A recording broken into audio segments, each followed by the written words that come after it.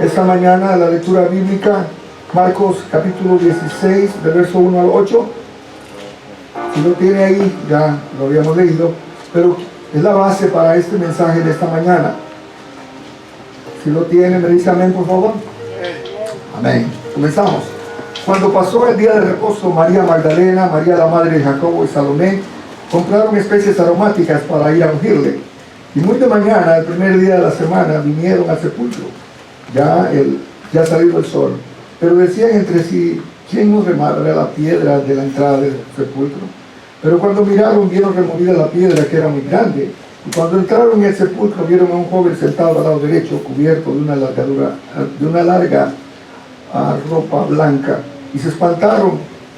Mas él les dijo: no os asustéis, buscad a Jesús Nazareno, el que fuere crucificado ha resucitado, no está aquí.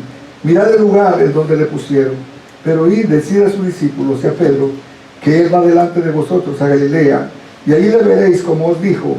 Y ellas se fueron huyendo del sepulcro, porque les había tomado temblor y espanto, ni decían nada a nadie, porque tenían miedo. Señor, gracias por tu palabra. Señor, que esta palabra venga a transformar nuestra vida, Señor, que podamos aprender de ella y que podamos ponerla en práctica. Gracias te damos, Señor, en esta hermosa mañana, en el nombre poderoso de Jesús. Amén y amén. Puede sentarse. Los cambios son buenos y son necesarios. ¿Cuántos dicen amén a esto? Los cambios son buenos y son necesarios. Y son necesarios para que seamos mejores. Podemos observar en la naturaleza, está en cambio constante. La naturaleza está cambiando. La naturaleza, ustedes miran los días, no todos los días son iguales. Hay un cambio, hay una transformación. Usted puede ver en cualquier aspecto de la naturaleza, como dice el principio científico, la materia no muere, la materia se transforma. Entonces, usted y yo tenemos también, al igual que por ser parte de la naturaleza, también tenemos y debemos ser transformados, tener cambios en nuestra vida.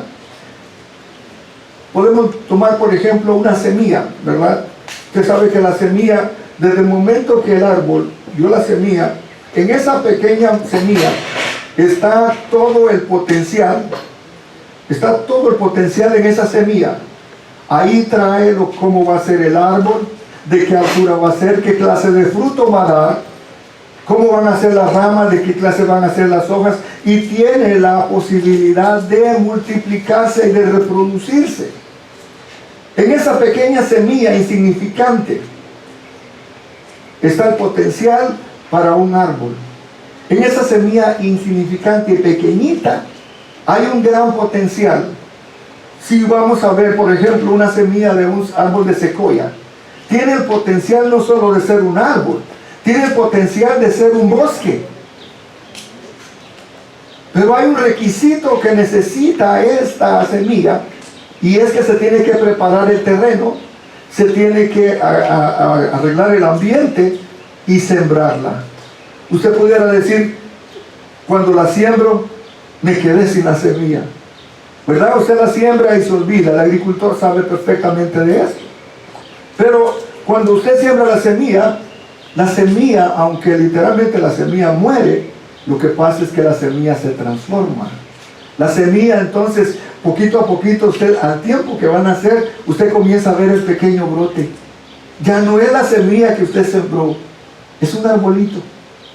Y poco a poco va creciendo, usted lo cuida, usted le quita la hierba, usted le pone abono y la cuida, y va creciendo el arbolito. Esa semilla que usted sembró ya llega a ser un árbol. Y después, si va a dar fruto, usted puede disfrutar de los frutos. Usted puede disfrutar de la sombra. Los pajaritos vienen y hacen sus nidos. O sea, esa transformación se necesita. Y es natural en todo lo que es de la naturaleza. Ahora, viendo este ejemplo, es lo mismo que pasó en lo que estamos viendo de nuestro Señor Jesucristo. Ahora, esto que le pongo del ejemplo de la semilla y el árbol. La semilla es importante, pero cuando ya está el árbol ya desarrollado, del árbol se puede aprovechar muchas más cosas. Por eso es que cuando nosotros vemos este contexto de lo que estábamos estudiando, de cuando las mujeres fueron al sepulcro. Debemos entender el contexto de esta historia. Y lo que primero tenemos que ver es que aquí Jesús está cumpliendo todo lo que se había dicho de Él en las profecías. Ninguna de las cosas que sucedió era coincidencia, era porque así lo había establecido. Jesús había predicado que Él iba a entrar a Jerusalén, iba a morir, y quienes lo ejecutarían serían los mismos religiosos de su propio pueblo. Su promesa fue que iba a volver a la vida por sí mismo. Por eso la palabra dice que a los suyos vino y los suyos no le recibieron. Vino a su pueblo judío y no lo recibieron. Y ellos lo mataron. Los mismos líderes religiosos, los escribas, los fariseos, los saduceos, ellos lo mataron. Ahora, en Juan 2, 18 al 22 dice, y los judíos, oigan lo que le dijeron, y los judíos le respondieron y le dijeron, ¿qué señal nos muestras ya que haces esto? Respondió Jesús y les dijo, destruir el templo y en 3 días yo lo levantaré. Dijeron luego los judíos, en 46 años fue edificado este templo y tú en 3 días lo levantarás. Mas él hablaba del templo de su cuerpo. Por tanto, cuando resucitó de entre los muertos, sus discípulos se acordaron que habían dicho esto y creyeron la escritura y la palabra que Jesús había dicho. ¿Se imagina que vaya caminando usted y los maestros, los escribas, esa gente que sabía la ley, y le dicen, miren este templo, bótenlo, derríbenlo, y en 3 días yo lo reconstruiré? Y le dicen ellos, en 46 años se hizo esto, y tú dices que en 3 días. Se puede ver que ellos, a pesar de que habían leído, a pesar de que sabían el Antiguo Testamento, no habían entendido lo que Jesús les estaba diciendo. Él les estaba diciendo de su cuerpo, que iba a ser construido, que iba a salir mejor, que iba a ser un proceso, un desarrollo mucho mejor de ese cuerpo que Jesús tenía, ese cuerpo humano, limitado como el suyo y como el mío. Aquí Jesús le dice una forma de metáfora a los judíos que lo interrogaban y pedían señales, como que si no hubieran tenido ya señales de que Él era el Hijo de Dios. Él iba a resucitar de la muerte en 3 días, lo que cumplió literalmente cuando Él dejó la tumba vacía.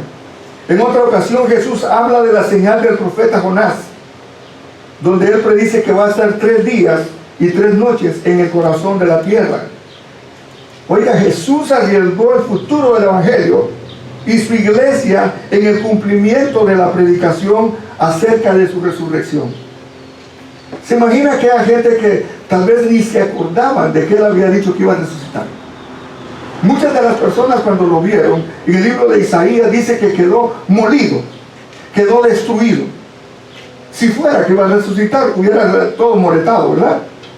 Todavía con las cicatrices de todo lo que Él sufrió. Hermano, es muy difícil para nosotros como de este lado de la cultura podernos imaginar lo que Jesús sufrió. Lástima que el viernes no tuvimos, pero me hubiera gustado que hubiéramos tenido el servicio para ver un poco el sufrimiento de Jesús en la cruz. Cuando fue latigado, ¿sabe usted lo que es el látigo romano que utilizaban? Tenía 3 puntas y en las puntas a veces le ponían huesos y también pedazos de acero, que cuando caía un latigazo en la espalda de Jesús, literalmente arrancaba los pedazos de la sangre, de la carne. Y fueron 40 latigazos, 40 por 3, 120. Y no estaba en las mejores condiciones, porque desde la noche anterior ya lo tenían sin comer.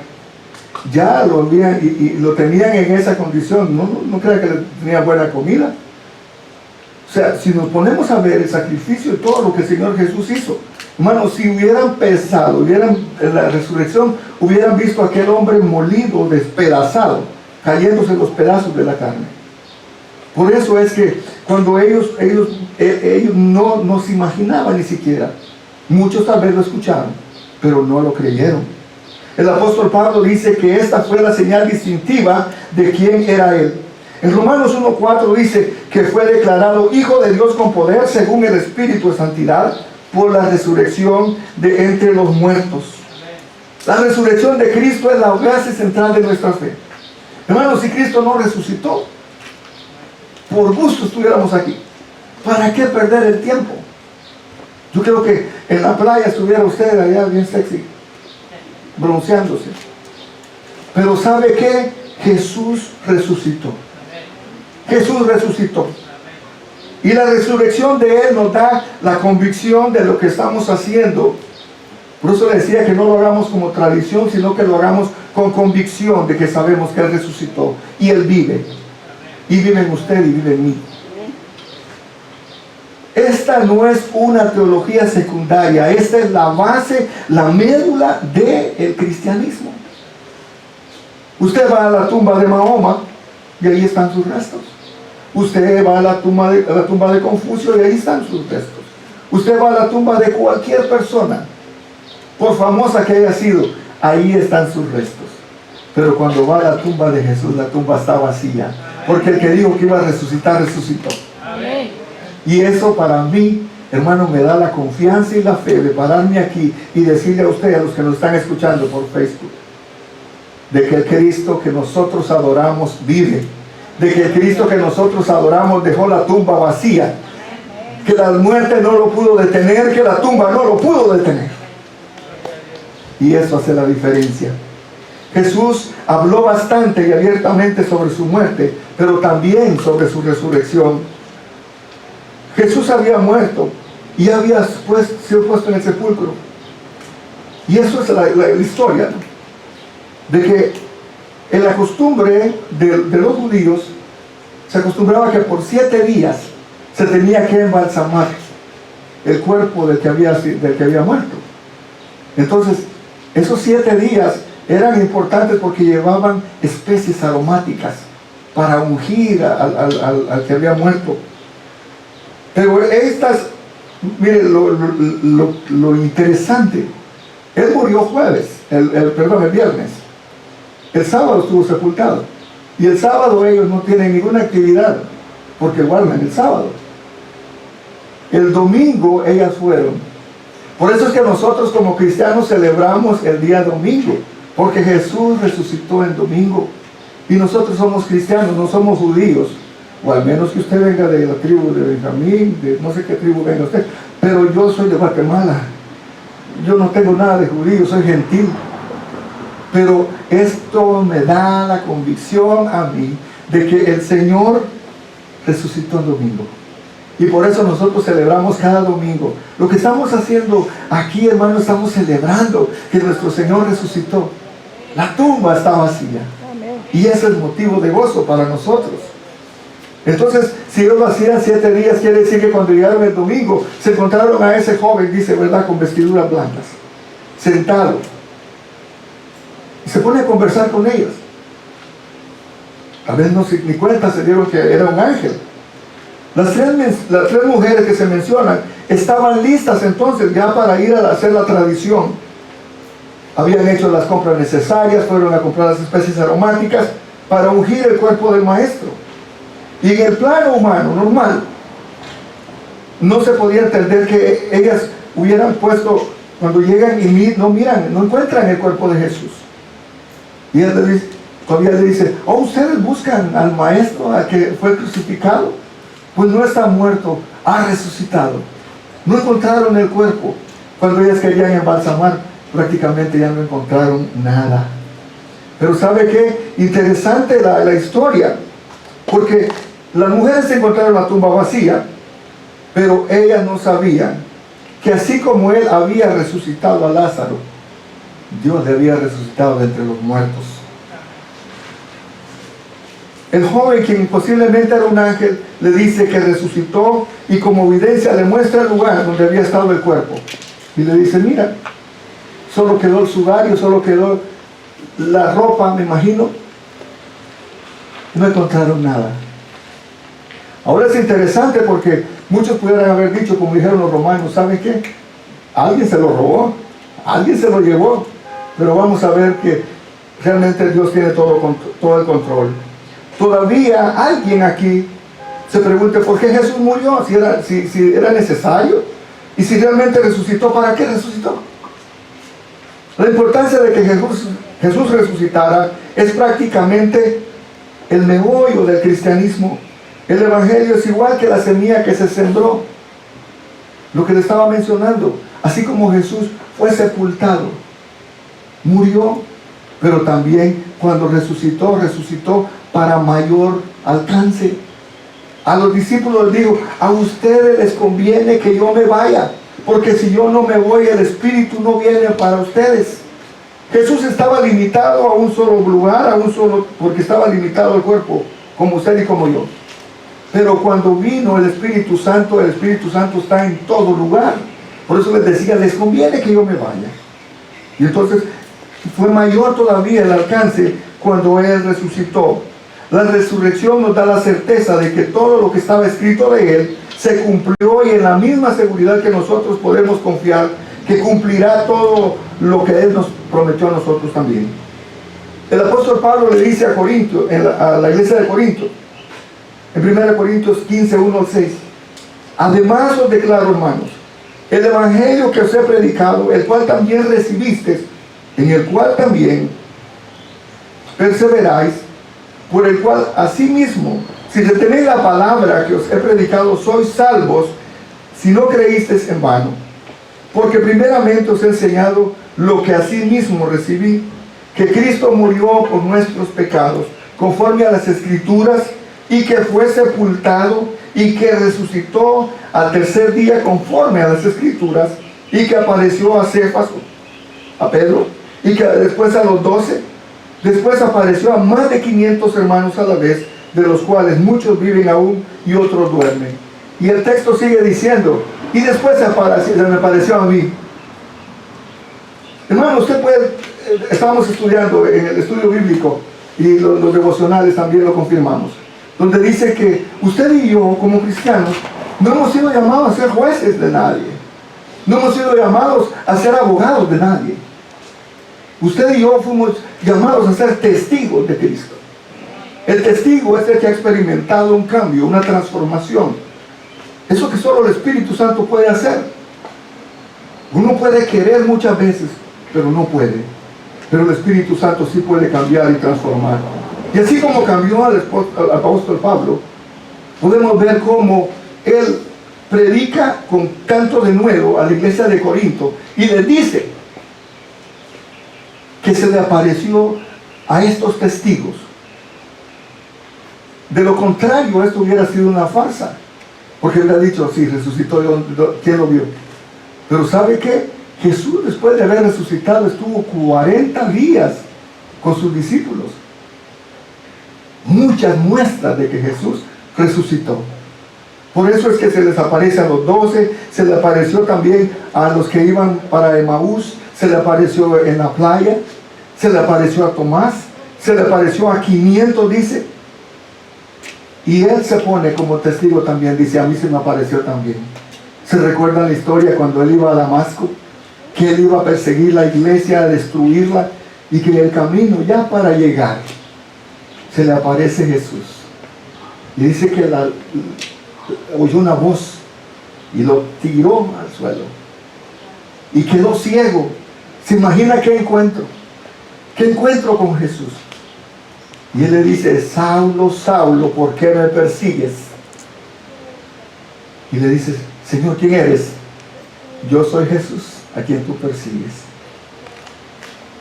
Esa experiencia no solo profetizó que lo llevaran a Ananías, sino que también el apóstol Pablo desde ahí comenzó a predicar lo que Jesús había hecho con él. Y la experiencia que tuvo en el desierto de Arabia, eso fue algo sobrenatural, algo hermoso, que ni los discípulos pudieron tener ese tiempo solo para ellos como lo tuvo el apóstol Pablo.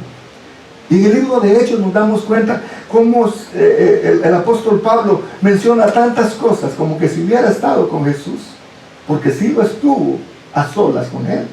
Entonces Él era testigo de que había resucitado. Hermano, usted no puede hablar de lo que no ha experimentado. Si yo me estuviera comiendo una naranja y le digo, qué rica la naranja, ¿verdad? ¿Qué es lo que dijera usted? Naturalmente, pues déjeme para probarle, porque aquí se me está haciendo agua en la boca y no sé lo que sabe. Tenemos que experimentar una vida y un encuentro personal con el Señor para poder ser testigos. Tenemos que saber de que ese Cristo que resucitó también está vivo en nuestros corazones. Tenemos que traer esta palabra a nuestro corazón para que el Señor nos hable, para que el Señor sea una realidad en nuestra vida y que no solo sea una historia, sino que sea una realidad que a diario nosotros podemos experimentar. La mejor cosa que podemos hacer como cristianos es vivir en novedad de vida, vivir algo nuevo, el pendiente. Dice que Él no nos dejaría, Él estaría con nosotros hasta el fin del mundo. Y entonces, ¿por qué no lo tomamos en cuenta cuando vamos a tomar una decisión? Sino que tomamos la decisión y después venimos a pedir consejo. O venimos a pedir perdón. Juan 13:14 dice, y como Moisés levantó la serpiente en el desierto, así es necesario que el Hijo del Hombre sea levantado, para que todo aquel que en Él crea no se pierda, mas tenga vida eterna. Porque de tal manera amó Dios al mundo, que ha dado a su Hijo unigénito, para que todo aquel que en Él cree no se pierda, mas tenga vida eterna. Cuando usted ve la cruz, es el simbolismo de que en esa cruz se levantó nuestro Señor. Allí con su muerte, Él venció el pecado, Él venció al diablo. Mientras en el infierno estaban alegres, miren ya como lo tenemos, matamos, fue la victoria que usted y yo tenemos ahora. Jesús murió, pero también resucitó. Venció la muerte, también venció al diablo. ¿Qué nos habla esta palabra a nosotros para este tiempo? La resurrección de Cristo ha sido un hecho único que cumplió todo lo escrito del Antiguo Testamento y también profetizado por Jesús. Ahora nosotros, al igual que Jesús, que fue sepultado, nosotros hemos también muerto al pecado, dice su palabra. El apóstol Pablo dice en Romanos 6:1-13, ¿qué pues diremos? ¿Perseveraremos en el pecado para que la gracia abunde? En ninguna manera, porque los que hemos muerto al pecado, oiga bien, el apóstol Pablo dice que nosotros como cristianos estamos muertos para el pecado, como que viviremos aún en Él. ¿O no sabéis que todos los que hemos sido bautizados en Cristo hemos sido bautizados en su muerte? Eso es lo que representa el bautismo. Cuando usted es bautizado, su cuerpo, su naturaleza pasada muere. Y eso es lo que significa. Muertos, pero cuando usted sale, nuevamente es una nueva naturaleza. Yo no sé qué experimentó usted cuando fue bautizado por la primera vez, pero es algo hermoso, algo que no tiene explicación. Pero cuando usted experimenta el bautismo, tiene que ser novedad de vida, muerto al pecado, pero vivo para Cristo. Porque somos sepultados juntamente con Él para muerte por el bautismo, a fin de que como Cristo resucitó de los muertos por la gloria del Padre, así también nosotros andemos en vida nueva. Porque fuimos plantados juntamente con Él en la semejanza de su muerte, así también lo seremos en la resurrección. Sabiendo esto, que nuestro viejo hombre fue crucificado juntamente con Él, para que el cuerpo del pecado sea destruido, a fin de que no sirvamos más al pecado. Porque el que ha muerto ha sido justificado al pecado. Si morimos con Cristo, creemos que también viviremos con Él. Sabiendo que Cristo, habiendo resucitado a los muertos, ya no muere, la muerte no se enseñorea más de Él. Porque en cuanto murió el pecado, murió una vez por todas, mas en cuanto vive, para Dios vive. Así también vosotros, dice la palabra, considerados muertos al pecado, pero vivos para Dios en Cristo Jesús, Señor nuestro. No reine pues, dice el apóstol Pablo, el pecado en vuestro cuerpo mortal, de modo que le obedezcáis en sus concupiscencias. Ni tampoco presentéis vuestros miembros al pecado para instrumentos de iniquidad, sino presentaos vosotros mismos a Dios como vivos entre los muertos, y vuestros miembros a Dios como instrumentos de justicia. El apóstol Pablo nos da una lección tan importante. Así como Jesús murió, también el apóstol Pablo nos está diciendo que nuestra naturaleza humana murió. Nuestra naturaleza al pecado murió, pero dice que seamos instrumentos de justicia, instrumentos para Él, instrumentos de su gloria. Entonces, hermano, cuando usted vaya a algún lugar, siéntase privilegiado, porque ya no es la misma persona. Usted tiene una nueva naturaleza, una naturaleza espiritual, una novedad de vida, que la gente va a decir, yo quiero tener lo que esa persona tiene. No sé, pero siento lo hermoso que esa persona tiene de diferencia. Para terminar, en conclusión, quiero decirles, mis hermanos, muchas veces nosotros, y me incluyo, muchas veces nosotros se nos olvida.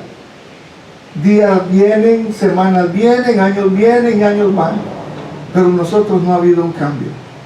La semilla que somos nosotros todavía no se ha enterrado.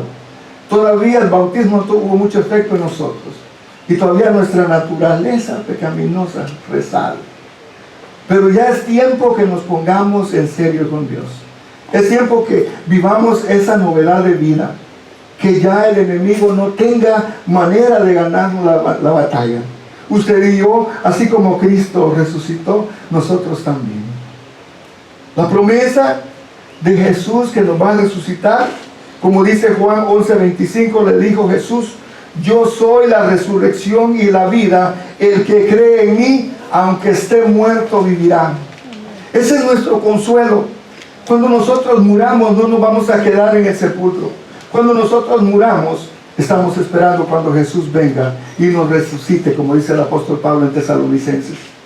Cuando dice que los muertos en Cristo resucitarán primero, luego los que hayamos quedado seremos transformados en un abrir y cerrar de ojos, y recibiremos al Señor. Nos va a estar esperando en el aire. Qué hermosa esperanza para usted y para mí, que la muerte ya no tiene acceso sobre nosotros. Aún si morimos, hermano, eso va a ser nada más para dormir, esperando que Dios venga en Cristo. Cuando venga ese día y nos arrebate y nosotros podamos levantarnos. Y aquel sufrimiento, toda tristeza, todo dolor va a ser transformado, va a ser cambiado en gozo eternamente. Ese tiene que ser la alegría y el gozo de nosotros. Que la muerte, hermano, ya no tiene poder sobre nosotros. Aún si me mataran ahorita, yo sé que más rápido llego con el Señor. Como dice la palabra, ausente del cuerpo, presente con Dios. Cristo vive, y porque Él vive, nosotros también viviremos. Él no está muerto, Él ha resucitado, y con gozo y alegría celebramos esta mañana que la tumba está vacía, que venció la muerte, que venció el diablo, que venció el pecado. Usted, hermano, tiene que estar alegre. Si no se goza por eso, yo no sé para qué decimos que somos cristianos. Tal vez porque no hemos entendido, pero esto tiene que causar alegría en nosotros, de que ya no vamos a morir eternamente, que vamos a estar con el Señor cara a cara, como ese canto que estábamos cantando. Hay un canto hermoso que dice, yo solo espero ese día cuando Cristo volverá, que le podamos ver cara a cara. Los hermanos mayores me imagino que saben ese canto. Yo solo espero ese día cuando Cristo volverá. Mi hermano, todo dolor, toda tristeza, todo se va a terminar. Ya nosotros estamos, usted y yo ya tenemos el boleto. Como cuando usted va a la montaña mágica, ¿verdad? Que va a hacer, ya no es a las horas de que abran, porque ya tiene el boleto comprado.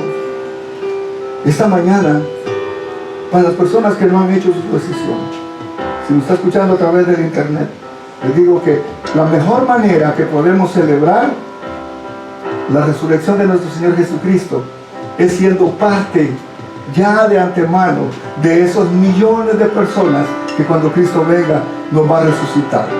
Esta mañana hay gozo, esta mañana hay alegría. Él no está muerto, Él ha resucitado. La tumba está vacía. Y el diablo quedó burlado. Dice, ¿dónde está, oh sepulcro, tu victoria?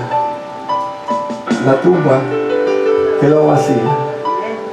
Y nuestro Señor está esperándolo a usted y esperándome a mí. Es tiempo de alegrarnos. No nos ponemos de pie. Yo quiero esta mañana, hermano, contagiarle. Yo estoy alegre porque esto mucha gente no lo ha vivido todavía. Hay gente que todavía es esclava del pecado. La muerte todavía lo tiene tomado. Usted y yo, la muerte ya no tiene poder sobre nosotros. El día que muramos, hermano, va a ser nada más una transformación como la semilla, pero va a ser algo mejor lo que vamos a salir cuando hagamos nuestra decisión. Y de eso se hace en vida. Si algo vamos a hacer, como dijo Francisco de Asís, hagámoslo en vida, hermanos, para que podamos vivir en novedad de vida. No lo hagamos por costumbre, no lo hagamos por tradición, hagámoslo con alegría y con gozo y convicción de que el Señor vive, y porque Él vive, nosotros también viviremos. ¿Cantamos este canto, yo?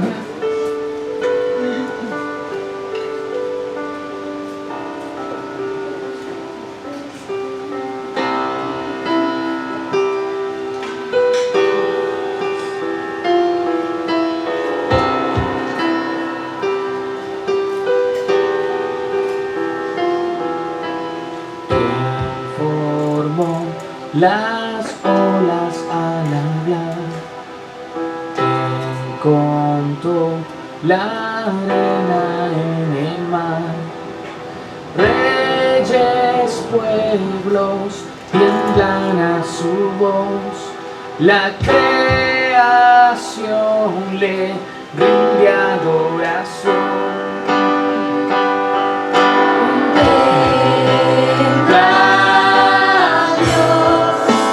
En su trono está, venid y adorarle,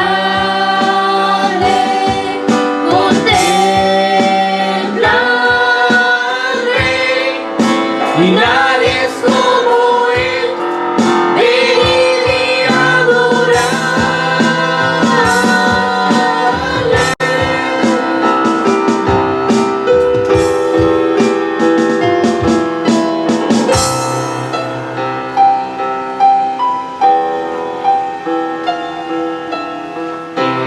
Le dio consejo al Señor, quien cuestiona lo que Él habló, quien al sabio Dios puede enseñar, quien comprende su gran majestad.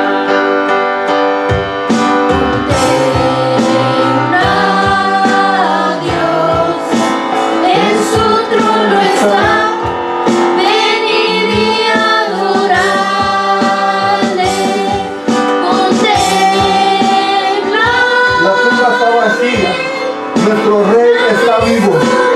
Estamos adorando a un Rey vivo, a un Dios vivo. Le estamos adorando a ese Rey que se merece la gloria, se merece la honra. Ninguna de las cosas que usted pueda hacer como rito le va a agradar al Señor.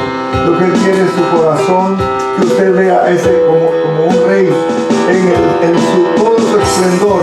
Nosotros podamos ver a nuestro Señor.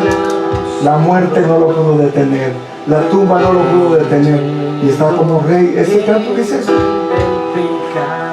Que podemos alabar al Rey. Cristo ha triunfado y reina con poder. Contempla a Dios, en su trono está, venid y adorarle, contempla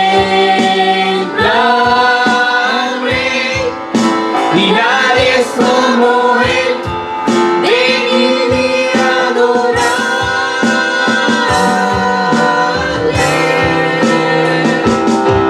Y reinarás por siempre, y reinarás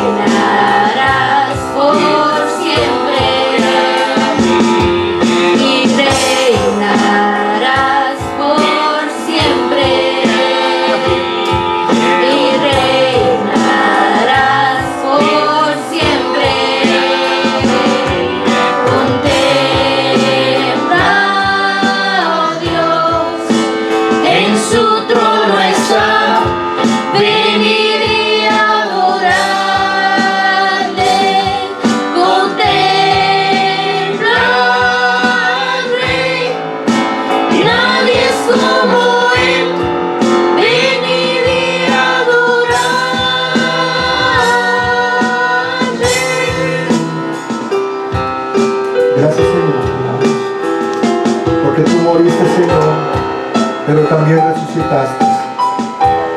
Y la convicción, Señor, que tenemos, que nosotros también resucitaremos juntamente contigo. Gracias por ese sacrificio. Lo aceptamos, Señor, de todo corazón. Aceptamos, Señor, el sacrificio tuyo, pero también celebramos, Señor, que tú resucitaste y que tú nos diste la victoria juntamente contigo. Gracias, Señor, porque no lo merecíamos, pero gracias porque nos has tomado en cuenta.